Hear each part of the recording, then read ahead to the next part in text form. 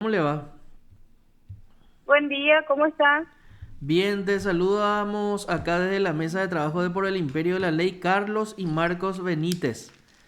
Te llamábamos por lo Pues siguiente, leíamos a ver un poco en la Eh, información, en el posteo que hace el Ministerio de la Defensa Pública, un caso que creo que llevaste vos adelante como defensora, donde sí, absuelven de culpa y reproche a tu defendido que fue llevado a juicio oral por el hecho punible, el supuesto hecho punible de incumplimiento del deber legal alimentario. sí, así mismo es. Así fue la semana pasada se realizó el juicio oral y sí, así mismo fue. Ahora, ¿y podés explicarnos cómo fue, en qué consistió la acusación del Ministerio Público y cómo se proyectó tu defensa, doctora, para que podamos entender bien nosotros y la gente que nos está escuchando y viendo en este momento? Sí, le explico. Normalmente el hecho punible de incumplimiento del deber legal alimentario se inicia cuando existe digamos, una resolución judicial, ya sea a consecuencia de un juicio de asistencia alimenticia o de un acuerdo.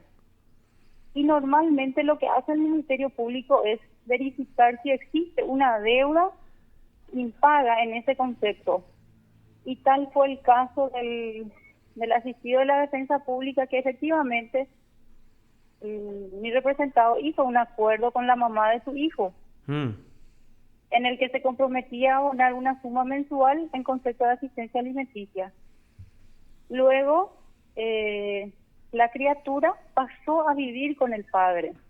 Y efectivamente ya esa obligación de abonar pesa en ese momento, pero no se llegó a instrumentar eso en el expediente del juzgado de la niñez, donde estaba el acuerdo de asistencia. Sin ¿Sí? embargo, ellos hicieron un acuerdo privado donde consta de que la criatura pasó a residir con el padre. Entonces la acusación fiscal fue básicamente en base a la existencia de una deuda en la cuenta del Banco Nacional de Fomento. Ujú. Lo que nosotros debatimos entonces, tratamos de mostrar es de que la criatura desde el momento de la supuesta comisión del hecho punible pasó a residir con el padre, quien se hizo cargo integral del niño. Fue demostrado de que efectivamente el niño, inclusive los demás hermanos ya cumplieron la mayoría de edad, y a la fecha solo uno es menor de edad. Como el hecho punible de incumplimiento es un hecho punible de omisión, se tiene que verificar el resultado, cuál es el empeoramiento de las condiciones de vida del alimentado. En este caso concreto, si bien es cierto, reitero, hay una deuda en el Banco Nacional de Fomento, no se da el empeoramiento de las condiciones de vida del alimentado, ya que el propio padre, quien debía depositar esa suma, se encontraba a cargo del mismo y le brindaba, aparte de alimento, educación, asistencia en Ropa. todos los sentidos, ropa, Ujú. cuidado de su salud. Entonces no existe el incumplimiento al deber legal. Sí, una deuda que es una materia civil. Ah, perfecto. Me Ent- explico, sí. sí, entonces acá lo cierto y lo concreto es entonces cuando el Ministerio Público dice, él está en deuda, no, el chico ya estaba con su papá y él le brinda todas las comodidades, por mínima que sea, para que esta criatura viva bien, digamos. Exactamente, sí. Justamente, para mí es un caso interesante por el hecho de que, así mismo como manifesté también mis alegatos, existe una deuda en el Banco Nacional de Fomento, Ah, pero lo que no se da es el dolo en cuanto a esa omisión y el empeoramiento de las condiciones de vida que exige el artículo 225 del Código Penal, ah, que ese incumplimiento tiene que empeorar. ah. Hay otras hipótesis también, por ejemplo, la imposibilidad de pago, que no es el caso, ¿verdad? El padre se hizo cargo de los niños o sea, posterior al acuerdo de asistencia que se hizo. Claro, o sea, los chicos están entonces con el padre trabaja para poder alimentar, educar y vestir a sus hijos. Asimismo, desde el año 2014 en el caso concreto. 2014, o sea, hace mucho Sí, tiempo.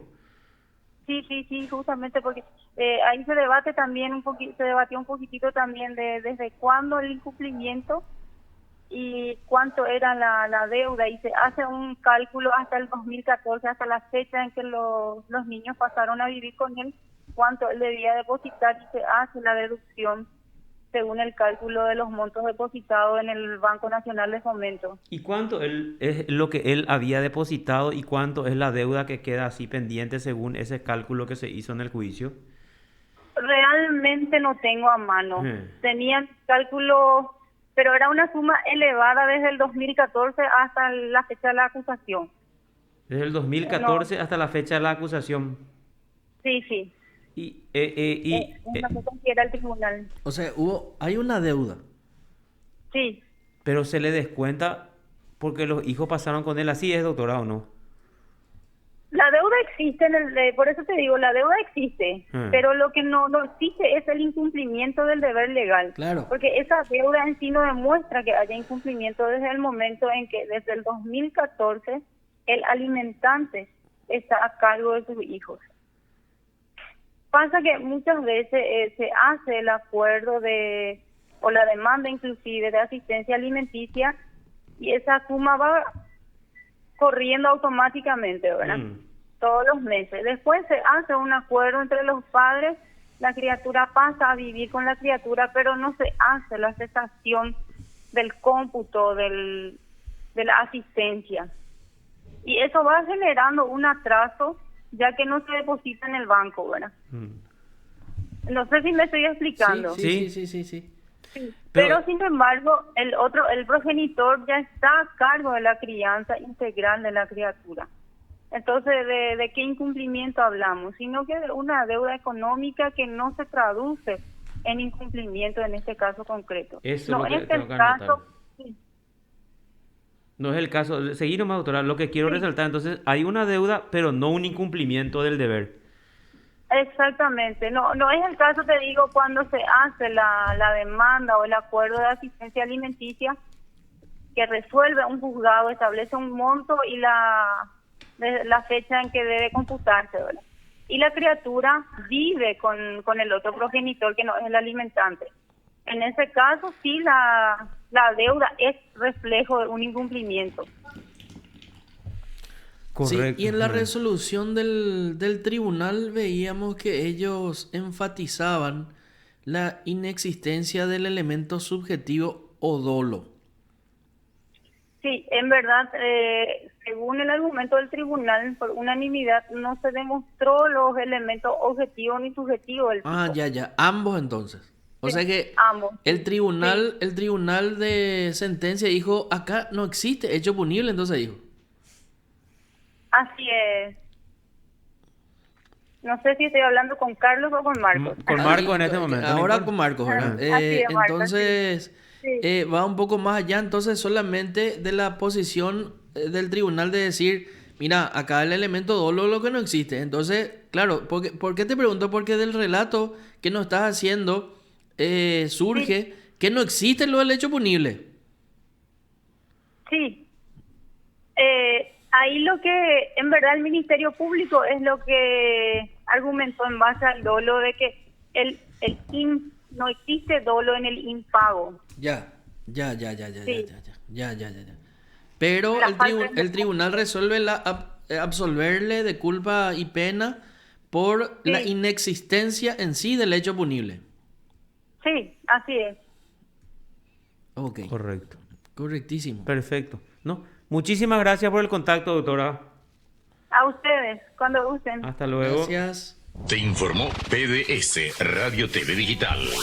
Bueno, ella apoyan La defensora pública. Sí. Miriam Díaz. Sí. Pero este es un así importante el precedente, Marcos. Sí. ¿Verdad?